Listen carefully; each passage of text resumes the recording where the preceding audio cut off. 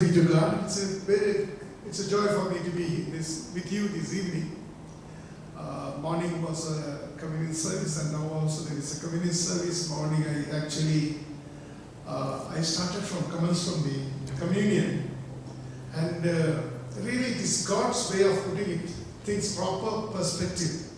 So that today I'm going to lead you to communion. Morning, the communion was over. After that, I took over.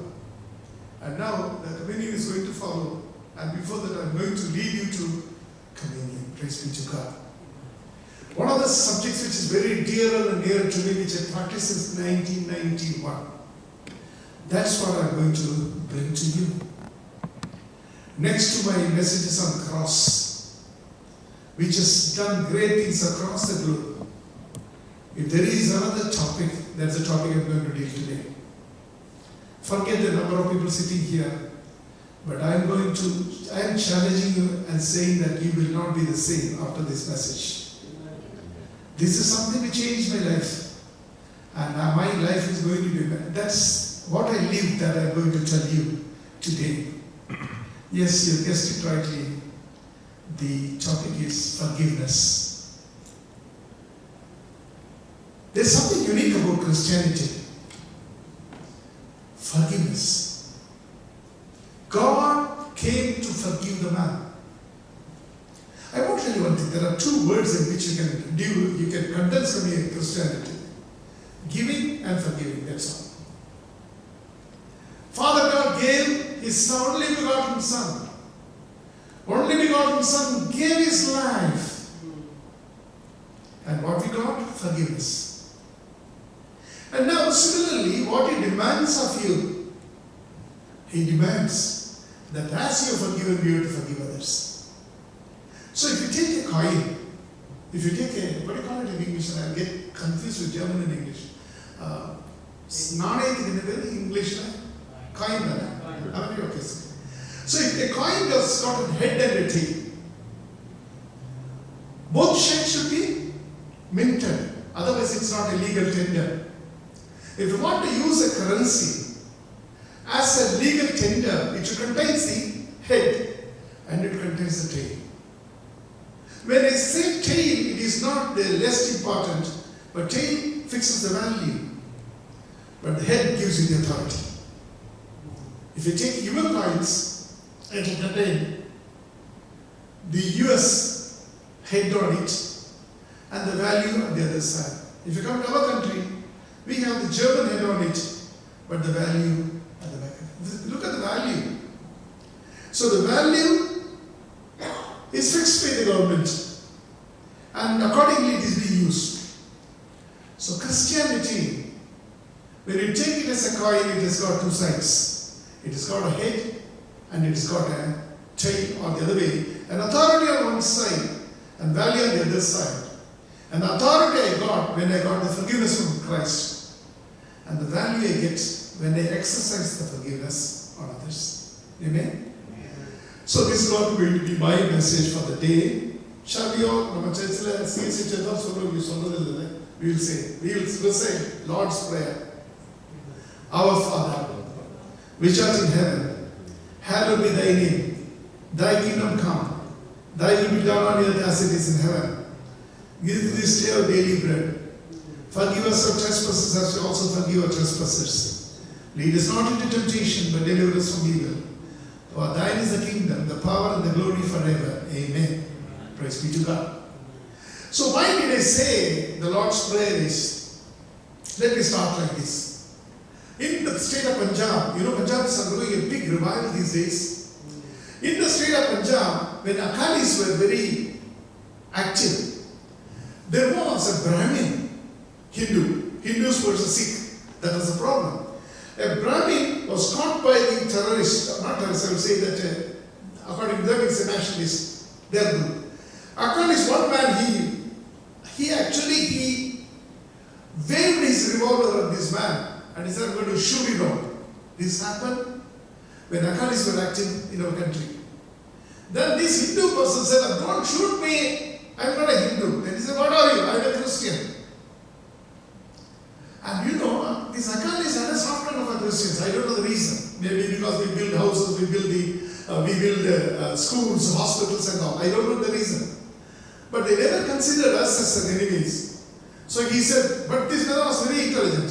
He said, you say, claim yourself to be a Christian. You cannot play trick on me. Come on, recite Lord's Prayer. Then this man said, thank God, he thought in his heart. Because he was convent educated. He said, Father, our Father which art in heaven, hallowed be thy name. Amen. The revolver was withdrawn, his life was saved. The man started thinking, this is not a true story, real happening.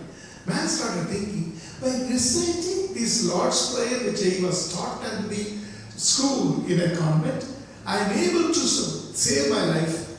If I follow this Christ, definitely eternal life I will be assured of. He became a preacher. This is a real happening. I heard it from the horse's mouth. A man from Punjab, he told me this really happened. Praise be to God. Okay, now keep it in mind. But I'm going to give you a caution. But you see, my way of teaching, don't get threatened. But you should always keep your seat belt fastened. Because we are going to have a lot of turbulence.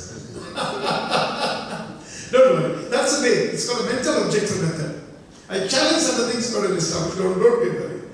So now, I'm going to say that it is not a prayer to be made by a non-believer. My first argument is it is not Lord's Prayer. Number two is that it is not to be prayed by the non-believer. Why?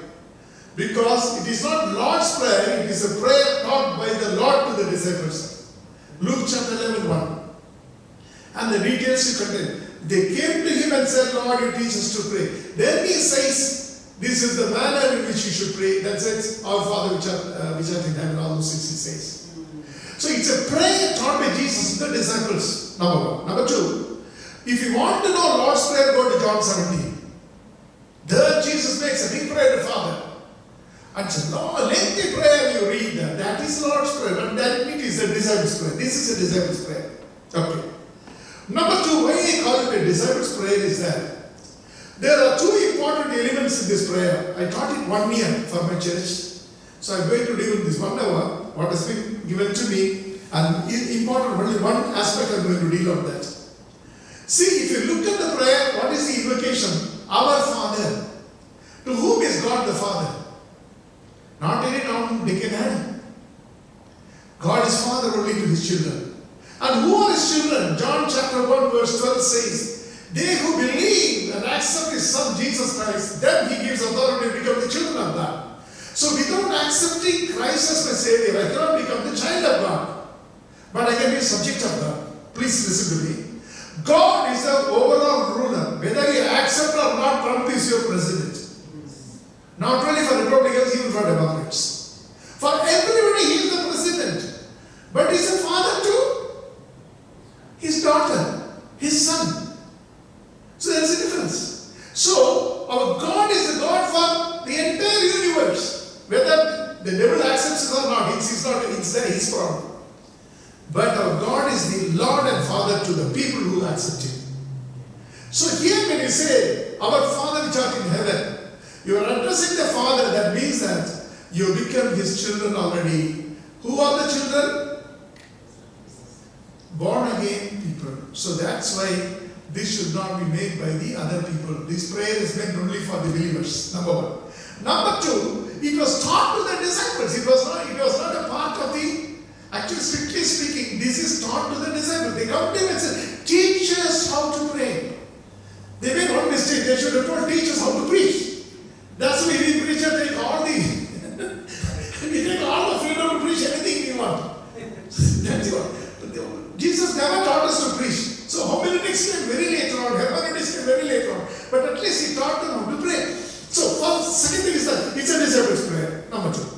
Most importantly I'm going to say, but please interact with me. Then I will be very happy to see that we are together and we are able to reach each other. Amen? Now you see, how did he get saved?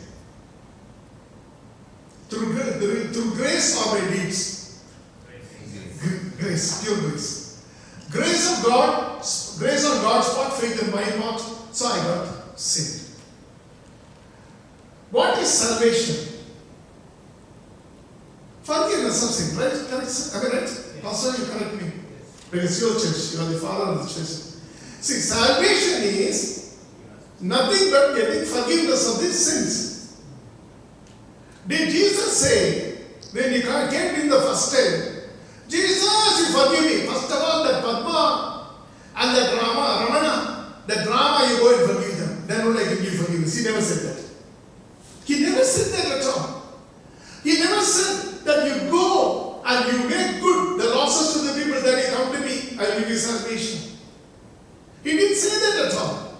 He says only thing is, you come and confess, immediately I will give you the forgiveness. Acts for, actually, the deeds are the fruits of salvation. Deeds are not the preconditions of salvation.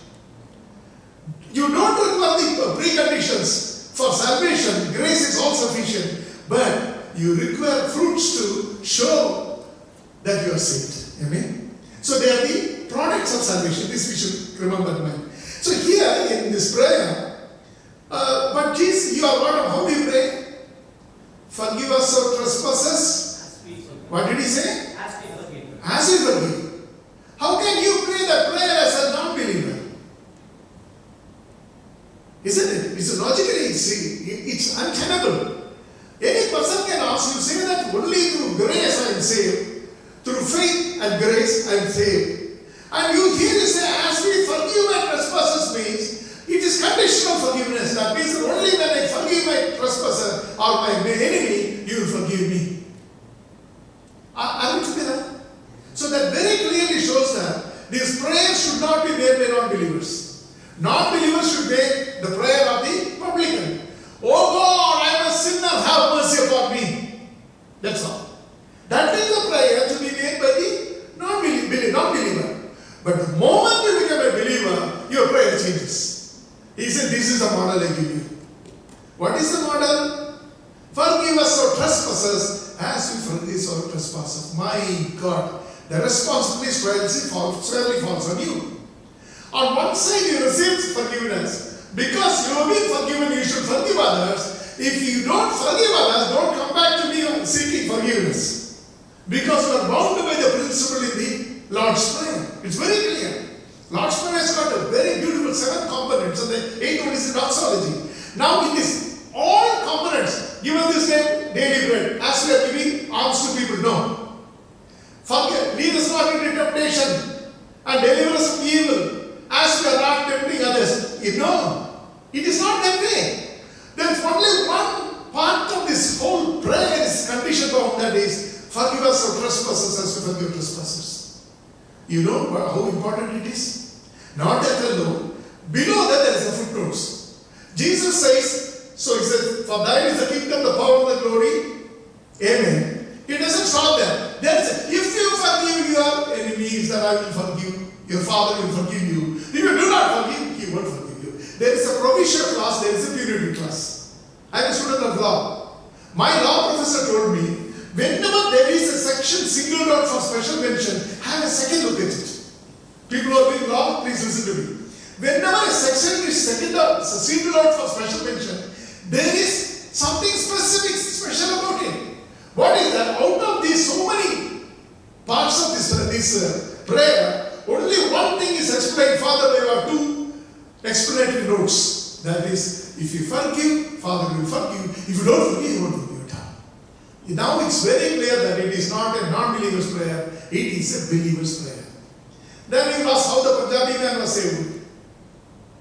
The times of ignorance the Lord brings such. So those were the days when we were ignorant. I remember my daddy. He prayed for a man and he was able to drive Satan, devil.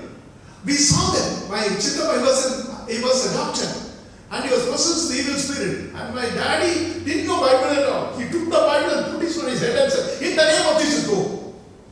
He said, he quarreled with my daddy. Then my mommy gave him, he wanted water. My mommy put silver on the water and gave. And he said, you put poison in that. All this is witness. Most interesting thing, there was a picture of Jesus in my house. And my uncle said that, remove! I am afraid of that. But now we know that Jesus does not dwell in the pictures. But why did all these things happen?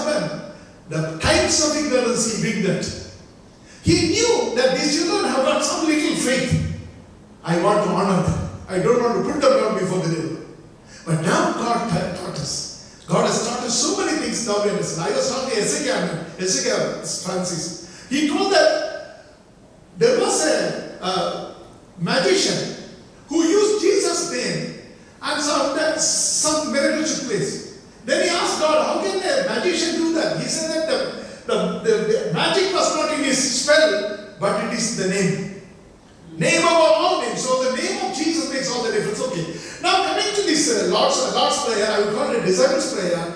Most important is forgiveness. Only on that I am going to speak. If you give me hours together, I can speak. Such a beautiful subject. Hallelujah. Praise be to God. Now as far as forgiveness is concerned, God says that you should forgive those people who have offended you. I want to tell you one thing. If you list the sins of the saints, we are all saints, all saved by grace. But if you list the sins of the saints, number one will be unforgiveness. You know why? Somebody is offending us in the office. Somebody is offending in the schools. Somebody is offending in politics. Somebody offending even the ministry. So I did not do anything bad to him, but he's wronging me, man. So I cannot love him at all. Jesus says, no, you have to forgive him and forget him and accept him. Very, very difficult virtue. So many people have struggled in this area, even the ministers of God. That's why when we talk on this subject, it is the ministers also and the laity, they are touched and transformed by the Lord. Hallelujah. Praise be to God. Amen. This is actually my experience also. My beloved brothers and sisters, here what is happening, Jesus says you have to forgive. Now, there are many beautiful things given here. I don't have much time to deal on all those things, but one or two things I'm going to touch. You know, Matthew chapter 18, verses 21 to 35, one great question is asked. How many times should, you can take it out, I don't have time to read. Matthew chapter 18, 21 to 35. 18, 21 to 35. Now he says, how many times should I forgive? What was the answer?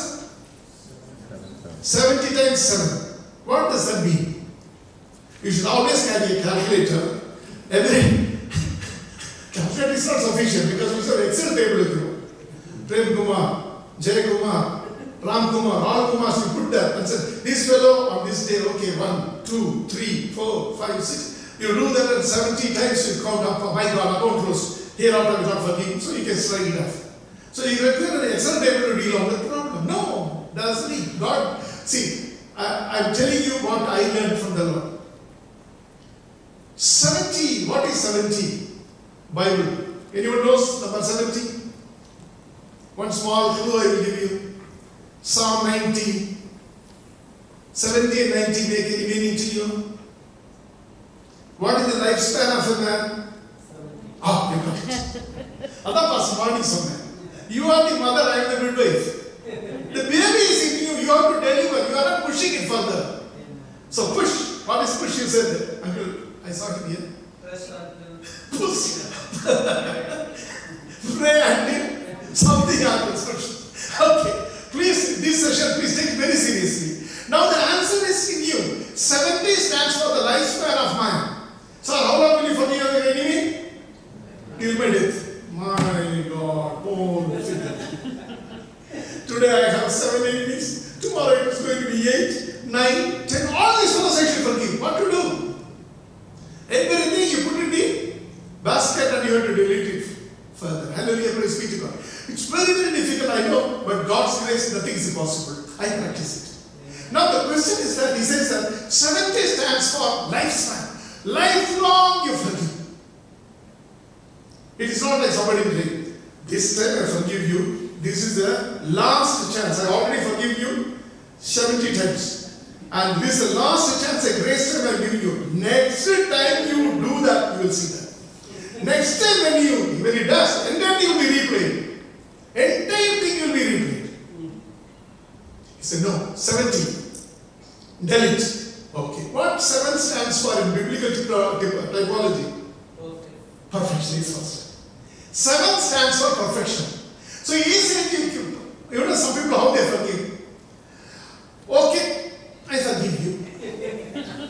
And he gives a hand like this, like a swan's hand.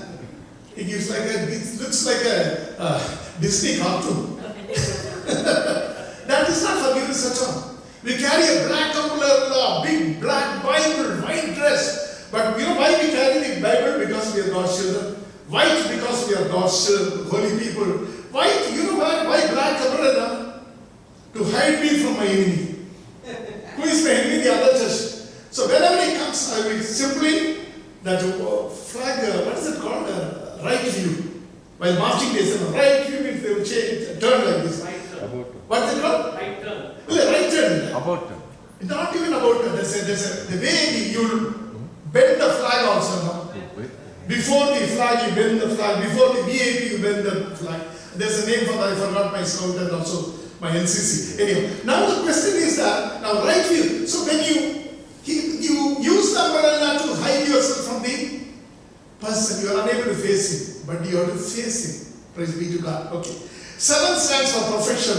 70 stands for lifelong. Lifelong, you should forgive perfectly. Never reopen the account. It is deleted forever. Hallelujah. It is deleted forever.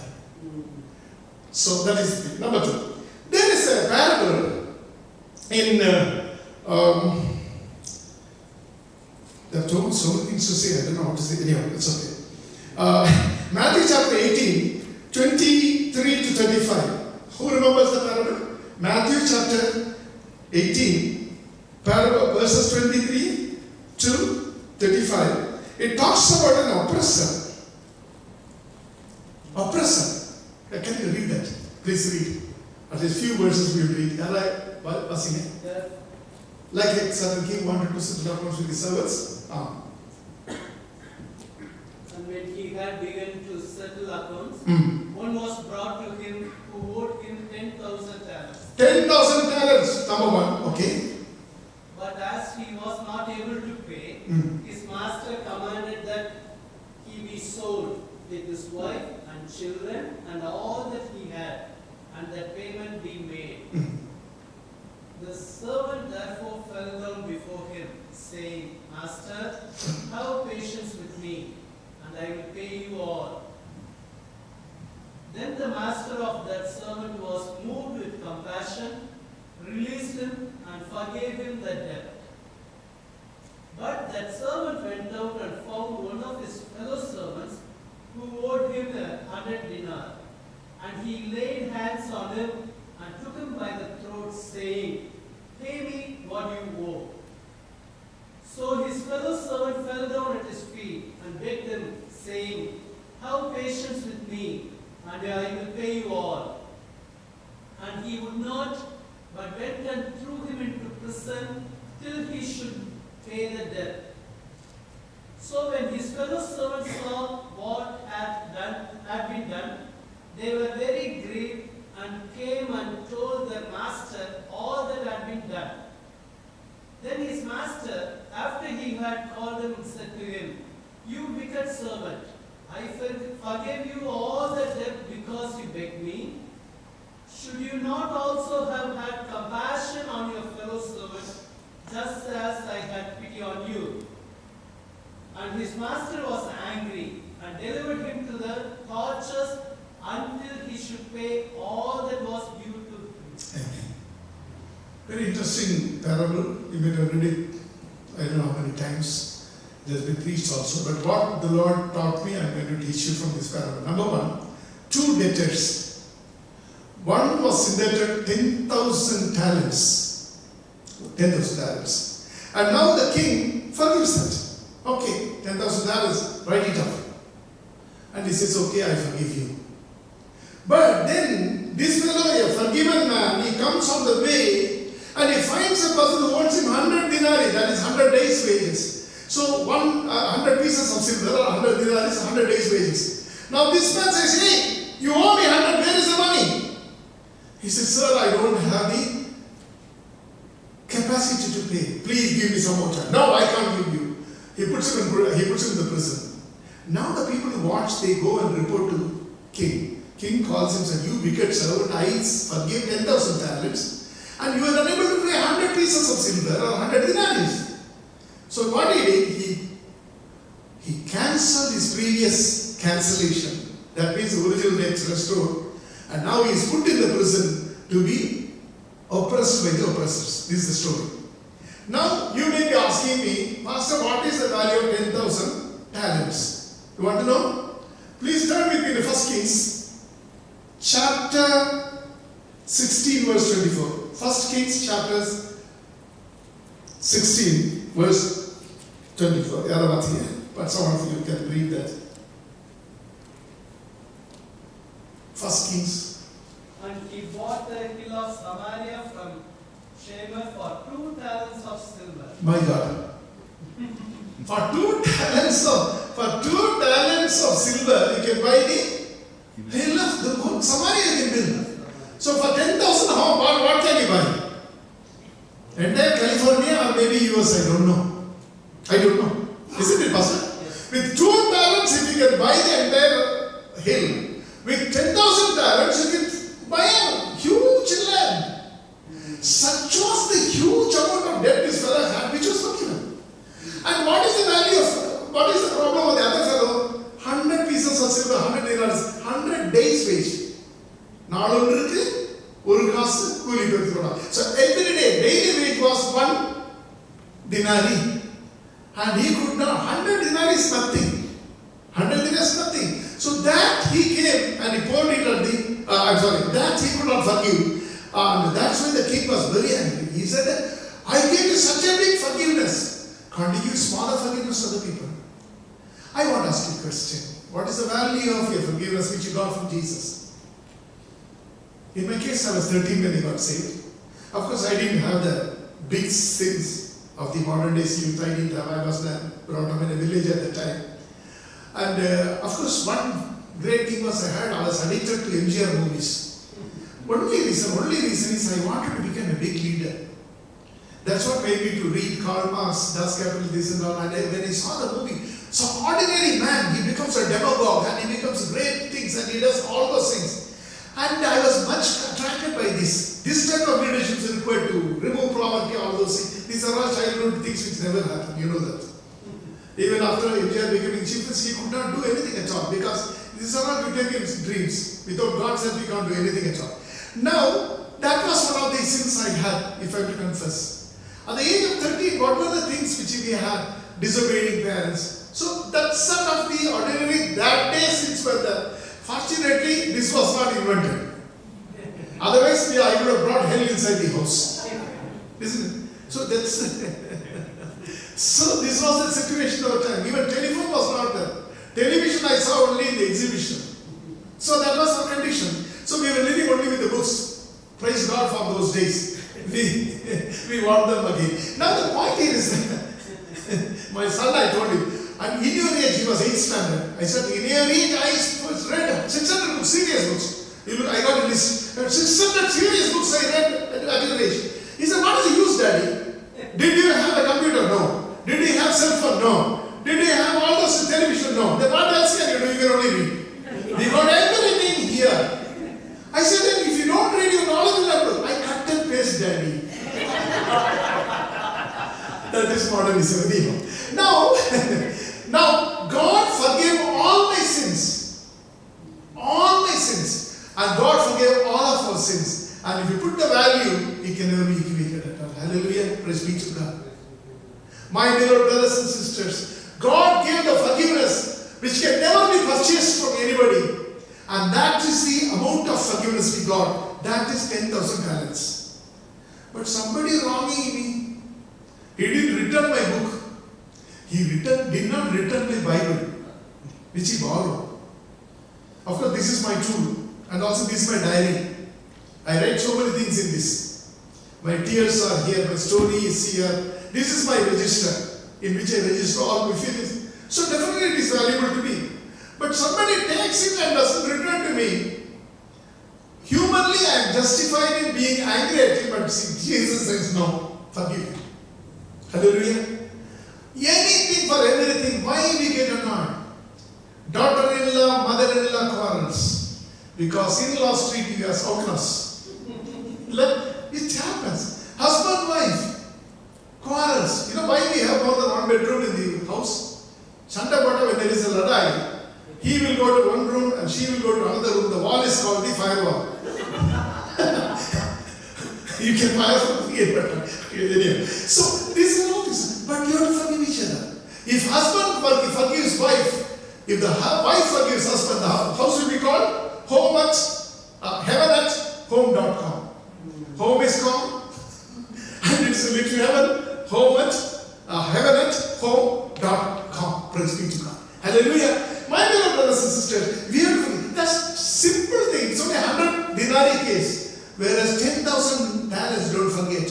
God has given me such a big forgiveness. Okay. Now, who are the tormentors? The second part of this parable. Who are the tormentors? Yes, conscience. Conscience. You don't forgive, you won't sleep. You don't forgive, you feel so much oppressed. You are oppressed in your dreams. You are oppressed in your thoughts. Only in the church we are holy, holy, holy. Suddenly you see the sari. My God, the sorry state of affairs comes to my mind. This person did this wrong to me. Then only my holiness is gone. Only my lips are holy. My thoughts are unholy. These people are coming to church. Holy, holy, holy. You know some people how they pray. Lord, forgive him, Lord. Lord, you don't know I didn't do anything to you for him, Lord. You forgive, Lord. But I know, Lord, taking revenge belongs to you. But you don't know. That is drawing God into your coalition. So you make a party to a vengeance. So this is what we are doing. That type of prayer is often. It's not witches' prayer. Praise be to God. Hallelujah. Such prayers will not go beyond the roof. Hallelujah. Praise be to God. Otherwise, prayer pranamade nalladhu. Sonda kasla sunniyo germani. Just leave those. Now coming back to this, tormentors of the thoughts. It kills you day in and day after day in and day. While driving, you think about this fellow. You are so angry. You stamp on his head. The car goes, what? 150. For $200, there is a police. Again, because of the fellow this has come. You are angry. How many problems are there? Isn't it? So these are all the problems we are facing. Praise be to God. Medical people are there. Sister, Pastor Ma is a doctor. She's a nurse. And also I'm sure you know psychosomatic disease. I'm a teacher of psychology. Psychosomatic disease, most 60% of diseases are psychosomatic. What is an allergy? Ulcers, many forms of asthma, skin disorders, and many heart attack, blood pressure, nervous disorder, pulmonary problems. There are many. The list is only illustrative, it's not exhaustive. So many diseases are called the psychosomatic disease because of the psyche, that is the mind. The soma, the body is having this disease. Doctors agree with that. All doctors say that is true. And this list is getting bigger and bigger every day because, and also doctors say, one of the most difficult thing that causes psychosomatic disorder is unforgiveness. Medical doctors are saying they are not men of God. Medical science says that if you have an unforgiving heart, you will have the problem. Amen? You have to get rid of it. Praise be to God. Hallelujah. So, now come to, please turn with me to Luke chapter 6:37. Luke chapter 6:37. I prefer a King James version.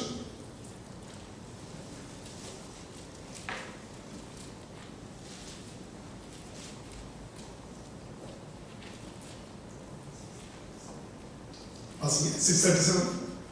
Judge not, and you shall not be judged. Condemn not, and you shall not be condemned. Forgive, and you will be forgiven. Is it like that? Release and you shall be released. Could be a modern version. Anyhow, it's okay. But vidudalai pannapaduvirgal. In Tamil it is same thing we are following till this day. But English version, the original version, it was like that. Release and you shall be released. But now they say forgive and you shall be forgiven. That's what it is given. Actually, when you release somebody from the prison, who is released? The person in the prison. But actually the Bible says, when you release, you are getting released. That means, there is a prison in me, and I am a prisoner in the prison. The prison in me, tell Swami Nityananda again. The me in me,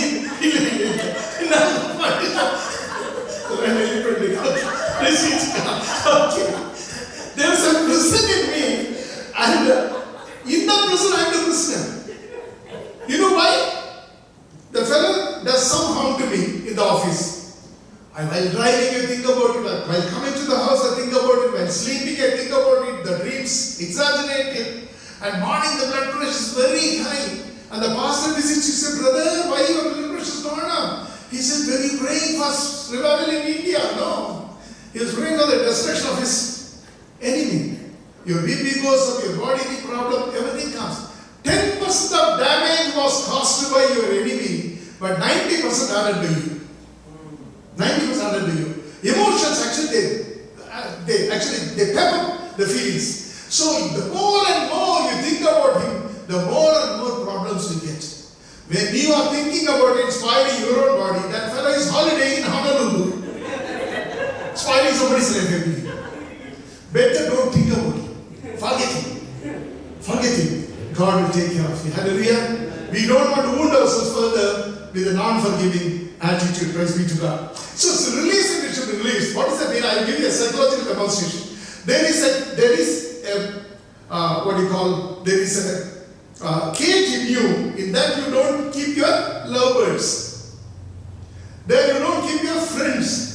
You don't keep your dear and near ones, but you keep your enemies as prisoners. I was one such person. That's why, authentically speaking, when I was in the school finally, I was a student leader. I was very good at many things, sports and studies, everything. So my teacher's son was my classmate. He was the very average person. For no reason, she used to hate me like anything. But she could do anything because I was related to the headmistress and the school administration. And I was a student leader. She can't touch me. But she was waiting for an opportunity. One day what happened? Myself and my cousin both belonged to the school family. We just turned and exchanged some words. She found me, said, get out, both of you, go out of this class. And student leader 11th class, and you stand up and say, go out of the class and go to the headmistress room. That's a big punishment. And first I said, instead of sitting in the room, it's better to go. I felt it was a relief. So both of us went. She was a geography teacher. And she made geography bad subject for us. Anyhow, that's another story. Now, we come out, and I was sitting in the headmistress room. I didn't feel that. Headmistress came and said, what has happened? She said, the teacher has asked you to go to the class. Why? I don't know, you should ask her. We demanded an inquiry, but fortunately I was not a violent student leader. I didn't demonstrate, I didn't ask call for a strike and all, I didn't do that. But one thing I tell you, the hurt was so deep in my heart. That's why when treating your children, teens especially, be careful. The hurt went so deep in my heart. It was like a decorated soldier, covered with medals, still having these scars of the war. It became like that to me. You would not believe what has happened to me. Years later, I became a backpacker. I became so many things God did, many things I did. And even after coming to Germany, suddenly the God will come. I was sent out of the class. When did it happen? When I was 11th standard. I crossed so many levels days over, and the teacher also died long ago. Everything happened, but I couldn't forget that at all. I said, my God, I was sent out of the school. What a shame. This type of feeling was threatening me. 1991 I came to ministry. At that time, before becoming a minister of God, the challenge was placed before me to forgive my enemies. Very, very difficult, I tell you, it's not that easy. That too for a person like me. Premkumar. Usually they say, men forget things faster, women never. Women are incubators, you know that, no? You give a seed, that will become a baby. You give a feeling, that will become a war. They are all created out of mud, we crush. But they are made of the bone. Bone is, my God, bone doesn't break that easily. Now this bone keeps it. After 10 months, she will say, I remember that day you said that. I never said that, because what we eat, we forget. How men are really, we are not very innocent people. Anyhow, okay, that's okay. Now the point is that they are actually emotional element is high in the women. That's why they love very well. At the same time, they can't forgive also. The feelings are very high as far as women are concerned. The thinking is very high as far as men are concerned. So these things are there with the women. That's why, by loving God, the women loved him more. Hallelujah. When power was given to Jezebel, she did the maximum havoc. There are people of feelings. So feelings are very high, this way or that way. So now, my case was, I was worse than that. Somebody for 5 minutes or 10, half, I think 15 minutes I was out of the school, out of the class. And every child or every student was angry that it happened to us. And you feel so wounded, you carry it for how many? 2-3 decades, more than that. I was suffering from that, but the day he said, "You forgive." At that time, the point of reference was we were working against our ministry. Then with them we shook hands. And I looked at the eyes. I said, "I forgive you. I will never remember it." We washed their feet. They washed our feet. And that day was the beginning. That's a second salvation for me. God gave me the heart to forgive the enemies. Since 1991 till this day, I practice it. I'm not a perfect man. I have my own defects. I have my own debilities. But with all those things, if at all a subject I can teach with authorities that this is one subject because I practice it. Hallelujah. If you want to be my enemy, you can claim to be my enemy, but I deny you the right. That's my principle. So this is how the philosophically I developed myself. God gave me many steps to come out of it. He said that you pray for over a prayer, for my sons, for my wife, for my dear and dear ones. He said, no, reverse the order. You start praying for the enemy. My God, how can I pray for the enemy? In the name of Jesus.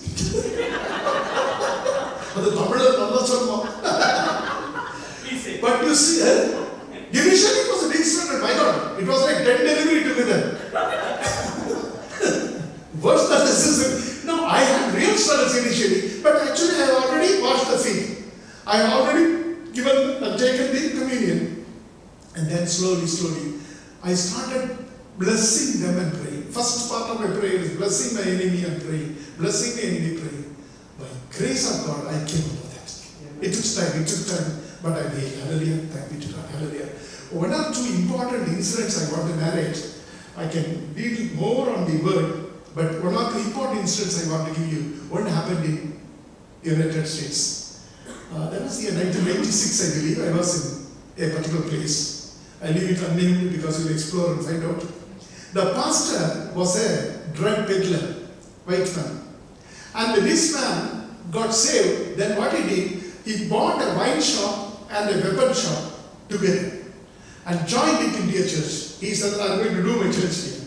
Because devil was destroying me through these things, and now I'm going to destroy devil through this. I will claim his territory. He took this wine shop and the drug shop and made it into one, and he became the pastor of the church. And in that church on a Father's Day, I was called to preach. I didn't know what to preach. I prayed to the Lord. Then the Lord gave me a message. I said that for Father's Day, normally you give a gift to your father. What type of gift you are giving to your father? Everyone said something. I said, you don't like your father. You hate him because he did not perform his duties properly. He hated you. What are you going to give to him?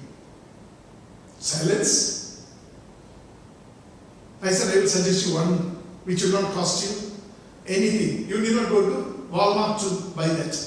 It is here right now inside you. Give him forgiveness. Silence. I had the audacity to give the altar call.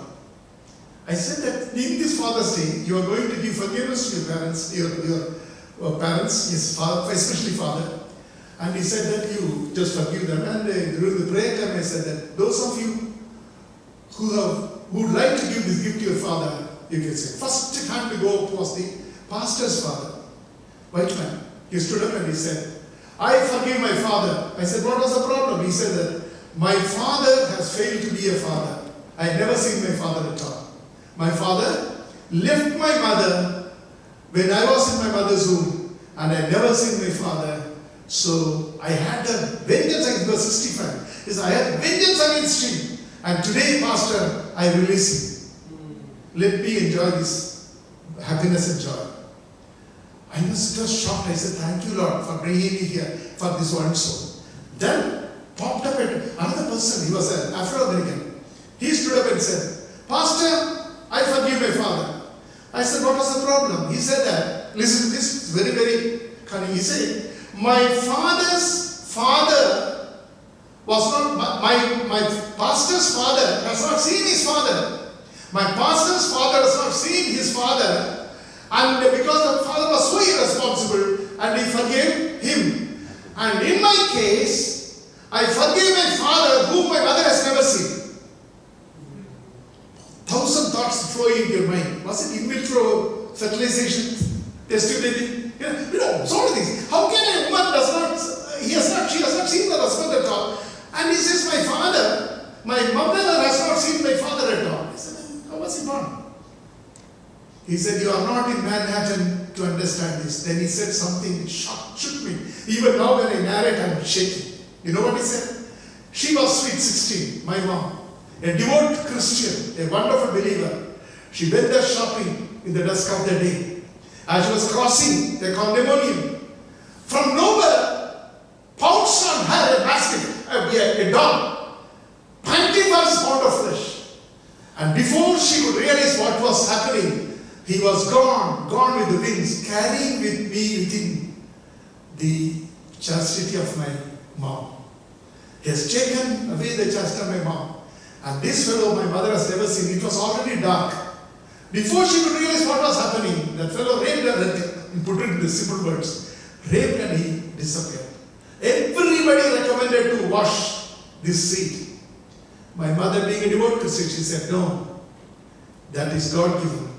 I will not remove that at all, because that will be a sin. He committed a sin on me, but I don't want to commit sin on this innocent baby, which started. I think the medical people should be here to confirm me. I have checked up with many doctors. In the case of rape, the chances of conception is 10%, I'm told, 5 to 10%. You know why?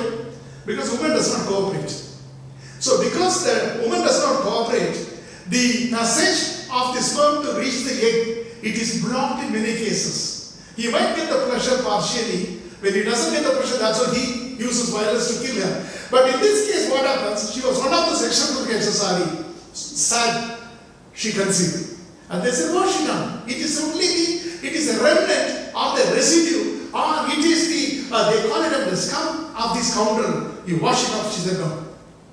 He did the wrong to me, but I will not do that at all, because it is a sin against God. So what she did, she allowed this baby to grow in her, and the baby was delivered, and that baby was me. You are silent now? Listen to what has happened. He says, my mom brought me up as a good Christian. I never had any of the bad qualities of my dad, but I could never forgive him. I looked at my mom, such an innocent person, such a devout person. After this incident, she never married also. Everything was lost. She lost her reputation, she lost so many things. But she never she did not lose her trust and faith in God. And she brought me up as a good Christian. Today I am a Sunday school teacher in this church. But though my mom has forgotten him, I could never. I was carrying him all these 30 years in my mind. Every now and then, he was my Game Boy. I used to play with him, punching him. All these computer games are violent games. So in this case, he said, whom I punched, that was my father. Whom I had not seen, neither my mother has seen. But today, Pastor, I release my father. That is my Father's Day gift to my unforgivable father. He said that. I have shed tears. I said, Lord, you brought me all the way from Berlin to this place to see this miracle with my eyes. I never forget it. Then I asked a question myself. My teacher did not harm me to that extent.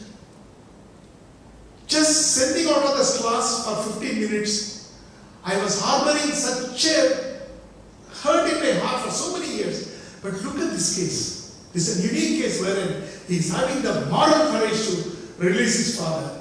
After the release, both of them, the pastor's father and this Sunday school teacher, they felt the peace of God in their heart. Hallelujah. My beloved brothers and sisters, I'm just challenging you. Does it mean to you? Semantically, does it carry any weight to you? It has happened in this land, America. In one of my early visits, 96. It has happened here. I believe both of them are alive. Second one, it's also from America. Now before that I will come to Second one is from America. Her name is Rose Price. Rose Price was a Jewish girl brought up in Germany, Berlin. And during the World War, no, before the World War, during Holocaust, her whole family was arrested, sent to the different concentration camps, family separated. Her father was a professor, mother a doctor, all those things. They were scattered and they were used as guinea pigs by Mengele, the scientific wing of Hitler. And one experiment was burying them to the hip deep in the snow to find out the effect of snow on the human body. And Rose Price was buried in the snow. And whole night she was there. Already the parents have died in many camps around. There are 8 camps they were scattered, all of them died. Only her sister lived, I think, Sister Hester. And now this girl was at the age of 13. She was buried up to hip in the snow. Whole night she had to stand like that. And next day morning, by God's grace, she was alive. That was the day the Allied forces entered Berlin and she was rescued. She was sent to America. She was given good education. She became something, she was very well off, got an excellent, loving husband and blessed with 4 kids, I believe. And this girl, after settling, she had only one enemy in her life, that was Jesus Christ. You know why? Because of Jesus Christ that she was a Jew. It was because of this one Jesus Christ that I am being tortured, my family is butchered, and my community is killed, and there is a mass grave of my people. So this is what she thought. One day, her daughter came home and said, Mommy, I got a new revelation. What is that? All along you have been telling that Jesus is our enemy. Today I found out Jesus is our Savior. So nonsense, who told you? My teacher. Then called the husband and said, book the teacher. She's not supposed to teach this in the school. She's introducing my enemy as a Savior to my daughter, spoiling her mind. Then the husband took the girl with one hand. He went to the school and returned, bringing Jesus in the other hand. He got saved. He was convinced. One after the whole family got convinced and they got saved, but not Rose Price. And Rose Price was so angry and bitter toward Jesus. She refused to accept Jesus. The girls, the children, what they did, they start marking passages like Isaiah 53 in the Torah which she used to read as a Jew. And on seeing the words again and again, God spoke to her, she got saved. And she became an evangelist. And she was doing good ministry in America, which was acknowledged. But what has happened? This girl was asked to. One day the Lord said, Rose Price, you are doing an excellent job. You have been faithful in smaller things and make you bigger one. I'm going to give you an international ministry. Thank you, Lord. Praise the Lord. I'm going to send you to a far-off nation. Excellent, Lord. I will go, Lord. And where, Lord? Germany. That was like a bombshell on my head.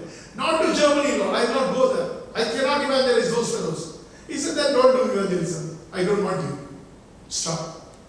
She struggled and finally she agreed to go.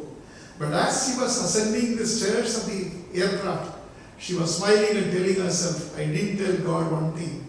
I am not going to speak a single word in German language. She knew that. And God has got his own humor. God was keeping silent. She went there and she was given the middle seat. In the window was an American. I was a German. Both hefty guys. And she was in between. And the fellow sitting in the window, he was actually bowing above her, around her, and trying to evangelize the fellow sitting in the aisle. And with the most, what do you call the blemish, most defective German as possible. He was using such a German which did not contain any proper meaning at all. Then she couldn't contain herself. She thought that probably instead of leading this man to heaven, he's going to land him in hell because the language is so poor. Immediately she broke out in German and the man got saved. And the machine touched the ground. She went to the hospital, her hotel. And next day, my master, the then master, had what you call the Berlin airlift in the Olympic Stadium. Thousands of people came because 10 days, 10 great people preached. Derek Prince, Paul Schauk, all these great guys were the people. And all these great guys were there. And she was one among them. She represented America. And she came there and she went to the hotel. Next day she was to preach. In the hotel, she was praying and she was preparing. one thing was still lurking in the heart, because as she descended the flight, she saw Germany, which looked like a graveyard for her, graveyard of her own people. She was able to imagine only skeletons all over. She shed tears, and with these thoughts, she went to the room. And next day, she had to preach. She prepared something and went to Olympic Stadium. And the Olympic Stadium, all flags, there were 3 flags. One was Israel flag, the other one was the German flag, and in between was a flag with a big cross, that is the cross of Jesus. She stood up to preach. The text was something else. She wanted to preach something else. But when she stood up, she looked at the flag and the Holy Spirit started moving in her heart. She said, I, Rose Price, a Jew, come here in Germany to proclaim another Jew, Jesus Christ, as a savior of this nation.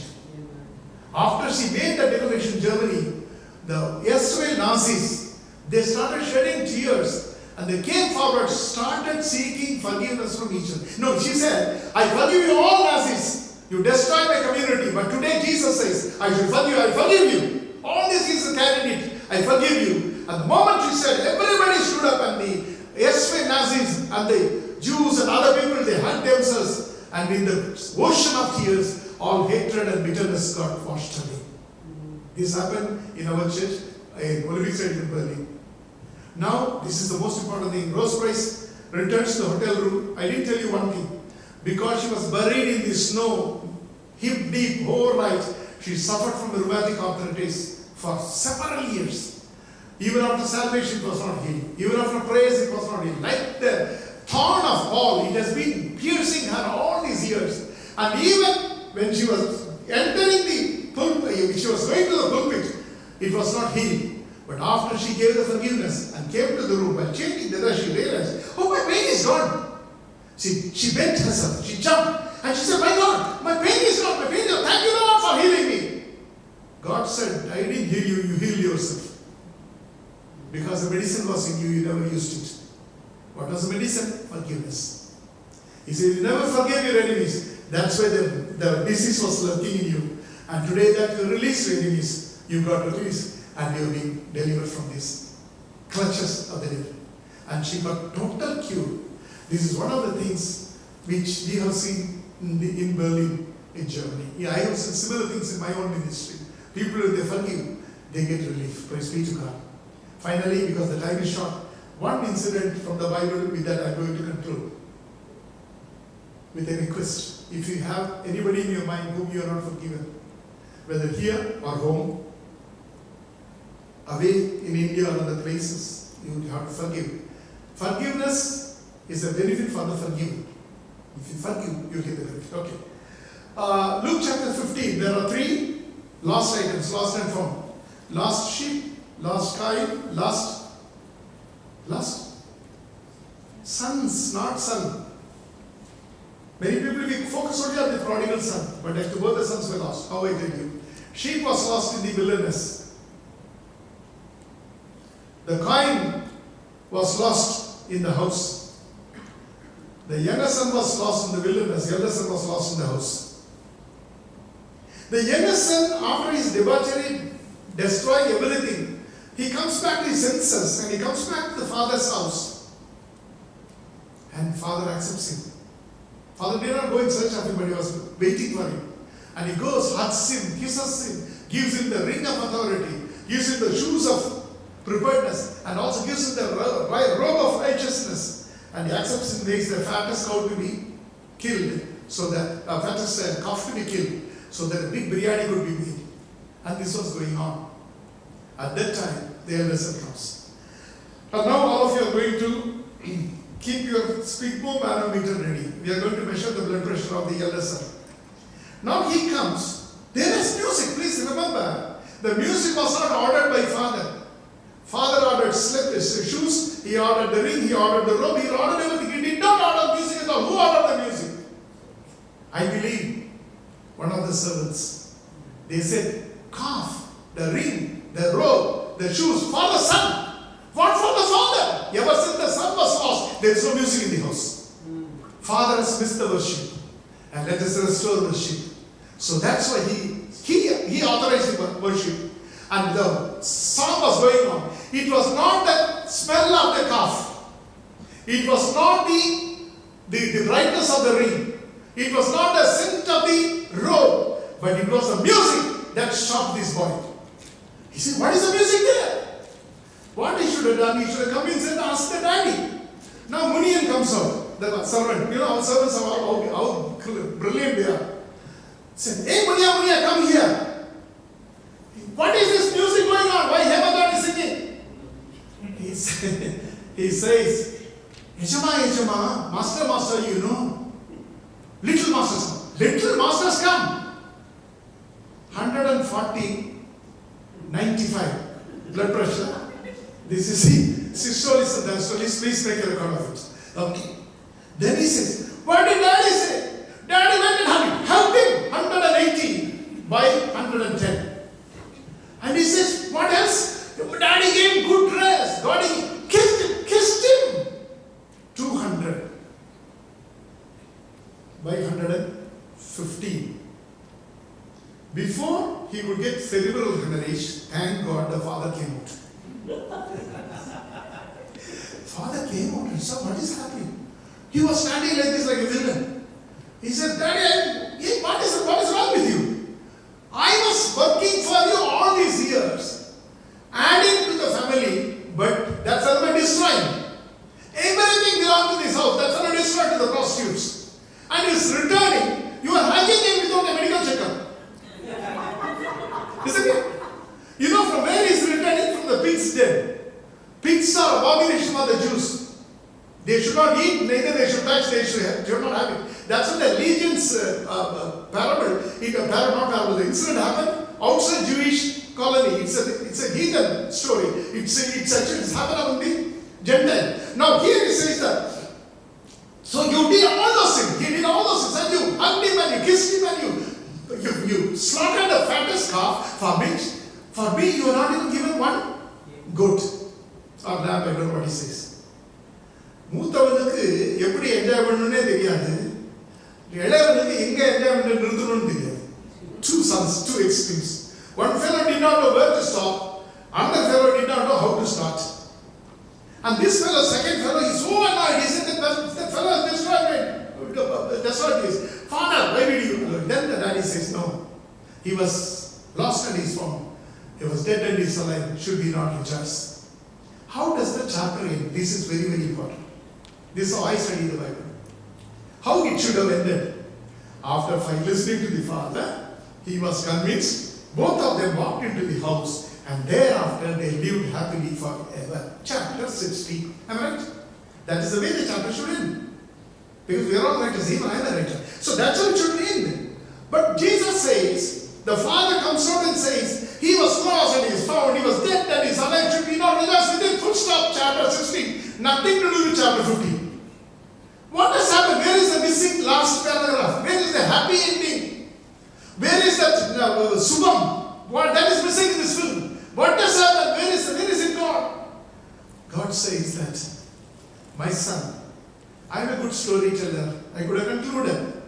As in the case of the lost sheep, as in the case of lost coin. But in the case of lost first son, I have not purposely brought him inside the house. And I have closed the door. Lord, then what will happen to him?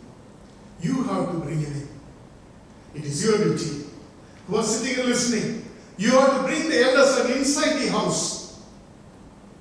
The fellow who spoiled the property of daddy, he is the center of celebration inside. But the fellow who added to the property of daddy, he is outside. And now Jesus abruptly closes the story and he wants you and me to write the last lines of the story. How do you want to end? How do you want to end? One of you young people respond. How do you want the story to end? Then, son understood. Yes, son. Continue, brother. Another Premkumar. Son understood. He came inside and enjoyed the party. And he enjoyed the party. Subham. That's right. Wonderful. And that's how our brother is going to end it. And how many of you want to end it that way? How many of you want? Yes, thank you, brother. So that's how we have to bring the elder son inside the house. And that can be done only by you, not by God. You know why? We are the elder son. We have not spoiled the father's property through offerings, through donations, through ministry, through contribution to the church, by supporting the pastor, by supporting the ministry. Everything we are contributing, we are the elder sons. But we are suffering from the elder son syndrome. You know what is that? We are unable to forgive that younger brother. And you have to bring the elder brother inside. How is it possible? The moment the elder son walks into the house, the story will be over. And how will you walk? The moment you open the cage in your heart and let that enemy bird fly out of it, the elder son will walk in because you are the elder son. Shall we pray? We will all stand to our feet. I'll take another 2 to 3 minutes to sum up everything in a prayer. I want to ask you this question. You may be having a problem with your colleagues in the office, definitely, who spoil your promotion, who is trying to make you, like the superior who wants to make you redundant, or with you, with your friend, with your other people who are creating so much problem for you, who has written against you, who has threatened you, who has caused you uncalled for problems. So all these things may be in your mind. You are not the younger son. You are not guilty of debauchery, guilty of drinking, guilty of gambling, guilty of all of the sins which normally called as sins. But you are guilty of one sin of the saint, that is unforgiveness. You are not causing any pain, but you are unable to get rid of this pain because you are unable to give him forgiveness. Jesus says, I forgive you 10,000 talents. After all, 100 pence. Give it to me. Give it to me. We are going to do that. So please, all of you, open the cage of your heart and place the enemy in your hand. I have done it and I got relieved. Keep the enemy in your hand. Enemy, even husband, wife. How many problems we have? Many a time we find that tension in the family, it causes so much of pressures. We shouted the wife, the husband, he shouts to the husband and said, today the first thing, tomorrow I come, I'm going to divorce you. How many times we pronounce that with our mouth? We should not have said that. And today we are going to reconcile. And we say, Lord, you forgive me. You keep your hand like in a cup form and you say, Lord, I'm placing the person whom I was treating as my enemy till this day, against whom I had issues, unsettled issues, and whom I could not forgive, Lord, I am keeping in my hand. And I'm going to hand him over to you. We are going to do that as a demonstration. I don't have much time. Just 2-3 minutes will take. You just think about anybody. Any Sri Lankan brothers? Sri Lankan sisters here? Okay. In our own country, what is happening today? Are we able to forgive the people who are destroying the churches? Are we able to forgive those people who are being causing havoc in our lives? We have to forgive them. Amen? Hallelujah. I ask for Sri Lankan brothers, you know why? They have been stripped of their rights. Their rightful authority to stay there. Everything is gone. And they have a great, deep hurt in their hearts. And I used to say to them, release them. That's the best way to have to get rid of the prison. So don't allow the enemy to rule over you. He tried to rule for 10 minutes, but you are given authority to rule over you for so many years. Release. So let us release. We're going to do that. You please, those of you who are interested, you can make a hand like this. Symbolically, nobody will look at others. No video, please be taken on the people's prayer. Maybe you can focus on me, but not on others. So we are going to pray. And all the people who are watching over television, I encourage you to make this prayer with me. So let this be the last day you got the unforgiveness in your heart. Unforgiveness is a gift to the forgiver. It is a great gift to you. You will release and you will be released. So pray word by word as I utter this prayer to you, as I lead you to prayer. Heavenly Father, I thank you for your word. I heard your voice. I obey your command. I forgive my trespasser, as you have forgiven my trespasses. Today, I open the cage of my heart and I place my enemy in my hand and I'm handing over to you. Lord, in my heart, restore the peace that has been missing. Lord, for this act of mine, you will definitely bless me. I express my faith in that. In Jesus' precious name I pray. Amen. Heavenly Father, precious Lord Jesus, thank you for this precious children of God. Lord, they are the elected and the selected people in this great city, Lord, because they have been privileged to be here this evening to exercise one of the greatest virtues which you taught us. Lord, forgiveness is the symbol of the modern society, the most virtues yet the least cared for, Lord.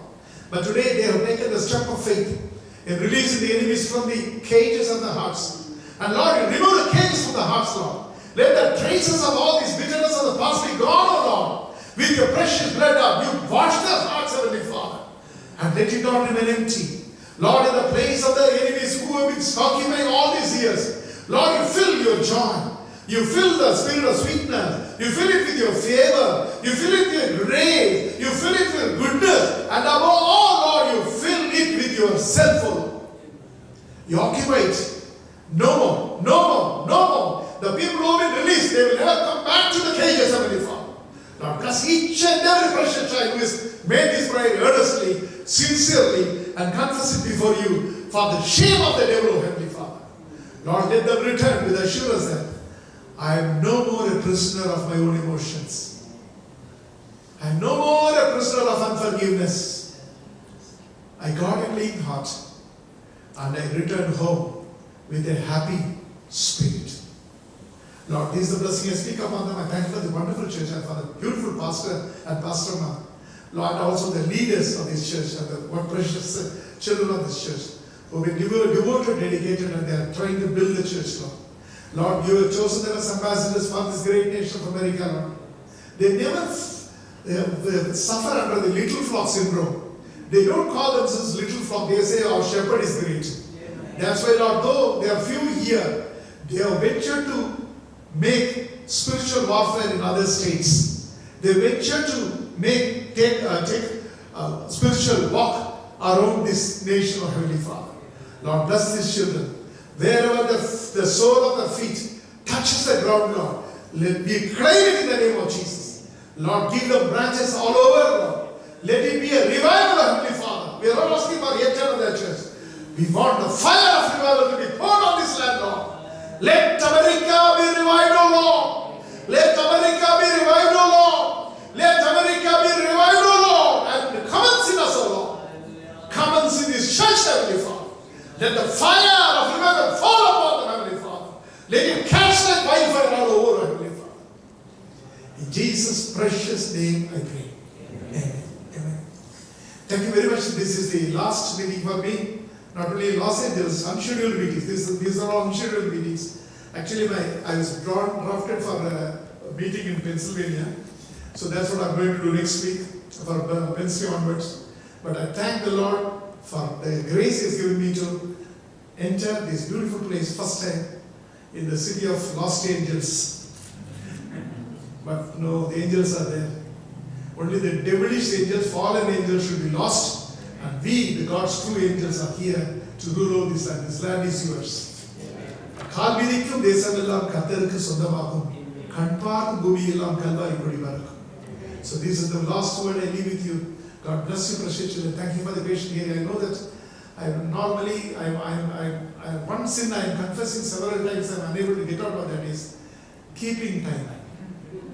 Because my Savior is also guilty of the same sin, because He said, if you want to come quickly, He has not yet come. So please forgive me. So come and say forgiveness here. Please forgive me for taking your precious time. But I believe you got enough takeaway. So after you leave this place, Pastor, real mind that was one day I want many a time I used to wonder, Zacchaeus. When Zacchaeus says, I will give half my property to the poor people, then 4 times I will give it to the fellows whom I have wronged. Then Jesus says, now salvation has come to this house. So my question was, salvation is based on deeds or on grace? Have I confused you enough? I don't know whether you thought, my mind is like that. I got confused. I struggled, and Lord gave me the answer one day. He said that the moment I asked him to come down from the tree, he was forgiven. But the moment he gave away the property, it demonstrated the fruit of salvation, so the house got saved. அப்படிதான் சொல்றாரு, இன்றைக்கு சகேவுக்கு இந்த வீடு கட்டிருக்கு. So please practice it. Your house will be blessed, your household will be blessed. Thank you, Pastor.